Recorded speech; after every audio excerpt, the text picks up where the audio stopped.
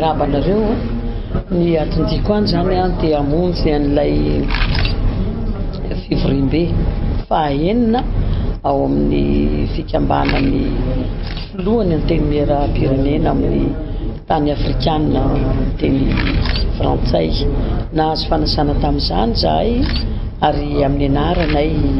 manokana le izy hoe filohany anteny miera-pirenena ny Madagasikara manomboka amin'ny 3 May ka 3 Avrily ka hatramin'ny 5 volana Avrily izany fihaonam-be izany. Azo fantarina hoe tompony tena votoatin'ilay fihaonana sy ny lohahevitra hodinina. Ny tena votoatin'ilay fihaonana na ny lohahevitra hodinina aloha izy moa misy isan-taona ka izy io zany dia ilay fanamafisana ilay fifandraisany anteny miera ato amin'ny faritra ato amin'ny continent africain ny miteny frantsay fanamafisana ilay firaisana ilay firaisan-kina zany ary misy lahadinika hojerevana ihany koa moa fa lahadinika mbola tsy tonga taty amiko za miainga fa rehefa tonga ilay toerana dia tsy maintsy atoko hoe reto ny zavatra hodiniana satria mino ahy fa 3 andro ilay fivoriana dia misy zava-dehibe hivohitra avy eo. Inona mety ho tombotsoa antsika Madagasikara amin'izay fanakalozana amin'ireo parlementaire amin'ny sehatra afrikanizay? Ny tombotsoa dia tena tombotsoa aloha voalohany indrindra zany dia ilay fanamafisana an'ilay fifampifiarovana ilay fifanampiana eo amin'ny sehatra rehetra indrindra sehatra ny anteny miera ary eo amin'ny sehatra ihany koa ny asan'ny anteny miera ilay miopana amin'ny fanamboarana ny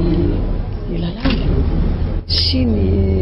fanamafisana ihany koa zany an'ilay fahaizan'ny parlementaire amin'ilay manara-maso ny raharaha-pirenena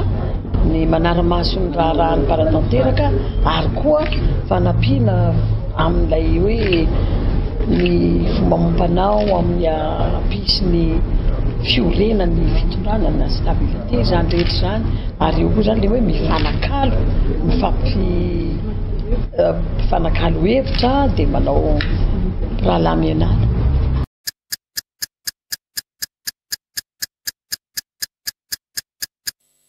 Ny fampidinena nefa dia efa nisy fanarahana tao fa zany hoe mila concrétisena angamba ilay fanarahana zay azoko lazany ny andro koa zany moa président io efa nanazava zany président republika hoe misy fampidinena dia zay zany ilay fanarahana efa nisy fanarahana teo fa mila concrétisena ilay izy koa zany afaka koa izy ane mangataka amin'ny mapary izy zany hoe alefaso amin'izay ny andro taoko zany